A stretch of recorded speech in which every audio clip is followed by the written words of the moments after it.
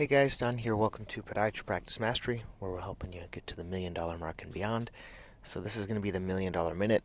This is going to be kind of a different one because I don't usually talk about my surgical days because I don't have that many of them these days. That's more by design than anything else in order to kind of focus on optimization in my schedule. So as I'm preparing a couple of articles for new practitioners, I'm just going to remind everyone, if you're trying to get to $1 million, you need to kind of produce about $2,000 a day if you're working 5 days a week. So that's how you get to the $1 million mark in production.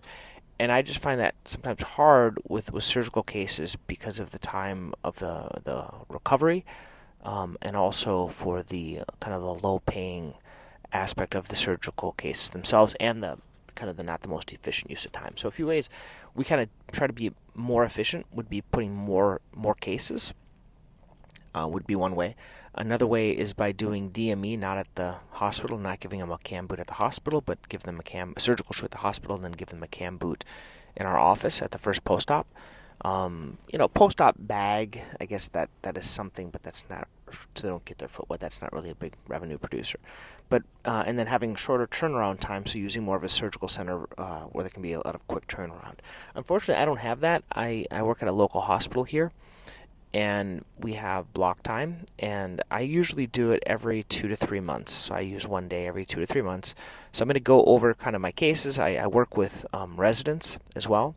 And it's actually the same residency that I went to here at St. Vincent's here in Worcester.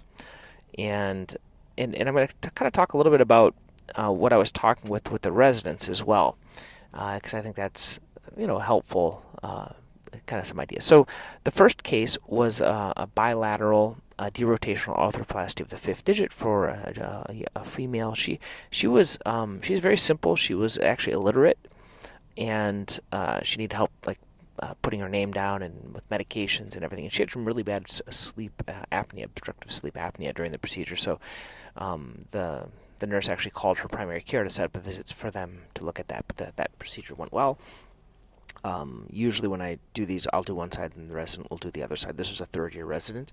She's going to be doing a fellowship afterwards, and we had a little talk about fellowship. So I think in terms of the training, if you don't get all the training you need in residency, then I think a fellowship is a good idea. I didn't do a fellowship, but I think it would have benefited me because I feel like certain areas I'm not as comfortable with, like midfoot fusions, lapiduses. I didn't do a lot of rear foot fusions and things like that. I didn't do a lot of those, so I don't feel comfortable, and so I don't do them.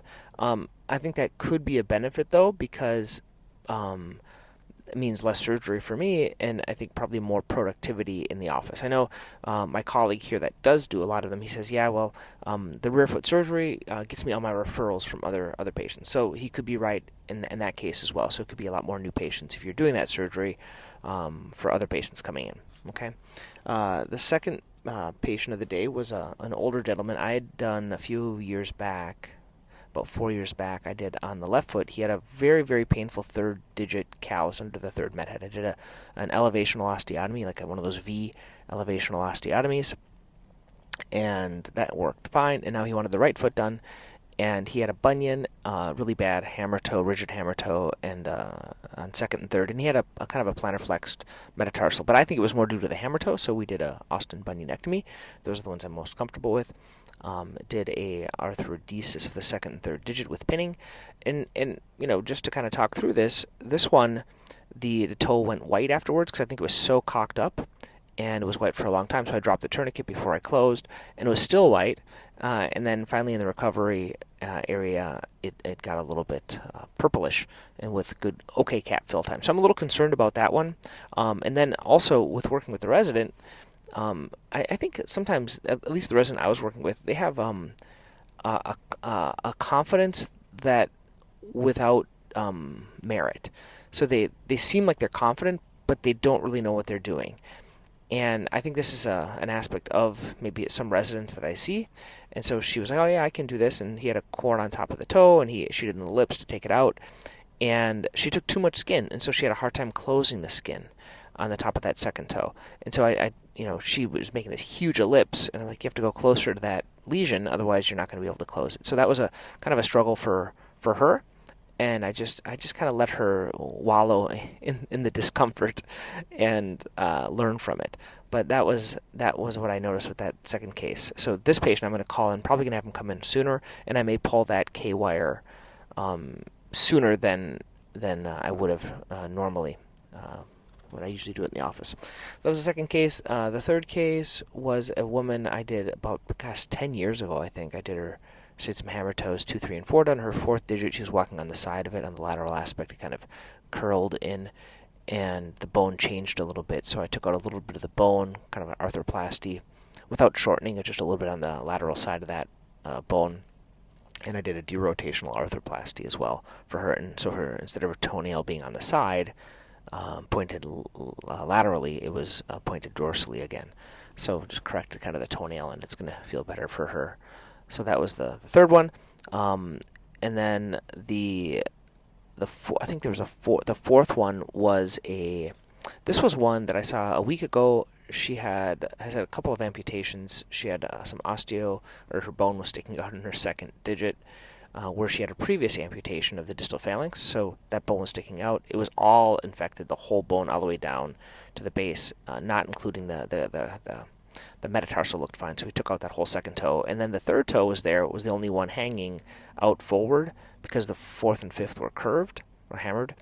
And so I did a partial amputation of the third as well, just because otherwise I knew that ulcer just due to the pressure on that area for that patient. So those were kind of the surgeries, and it was kind of neat working with the resident.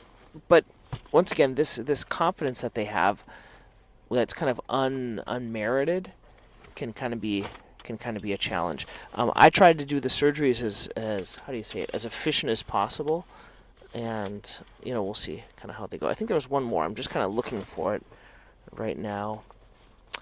There was that one. Oh yeah, then the last one was a screw removal of a Austin that I did, and so this one once again let the resident do it, and she says, "Oh, I can see the hole," and she put the pin in as if she found it. And once again, she had this confidence that wasn't there because she didn't use the C-arm to find where the actual cannulated screw was. Once she did find that, then she was able to pull it out pretty easily.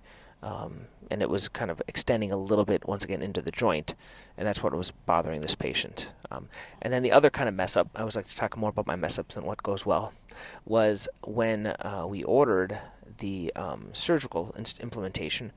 I used an osteomed screw, but they brought me a headed screw, and I usually use the headless. The headed one, when we put it in, it didn't work. It didn't bite. And so they had to get a different set with the headless screws in there. Usually they're in the same set, so the rep was there. But it was like a waste of a screw. And the reason, once again, because the resident just took the screw, put it on, and didn't think of doing that. So there's multiple issues of this with teaching residents. I think it's something that just comes with teaching, and I kind of let them feel the pain, learn from it, and I think they're going to be better afterwards. So that's not something I usually talk too much about because I don't do too much surgery, but I enjoy being there with the residents. It's not the best use of the time if we're talking getting to the $1 million mark and beyond, but I think it's something also to talk about. I'm still would like input from those listeners that are listening. I'm trying to do a series of articles for new practitioners. So kind of like, what are the things that you wish you had known when you're starting out to try to get your practice to the $1 million mark? I'm trying to talk about, like, initially just getting patients, right? Getting patients in the door, because you have to be busy first before you can start being profitable. And then once you are busy, then you can switch that and be more profitable in your practice. I want to talk about that. If you could email me any of your kind of big ideas that you wish you would have known, or things that you find that the residents that you work with lack, or maybe the associates that you have are lacking, and what you would wish you could tell them, I will put these in these articles. Okay? Okay, guys. Thank you. Till next time.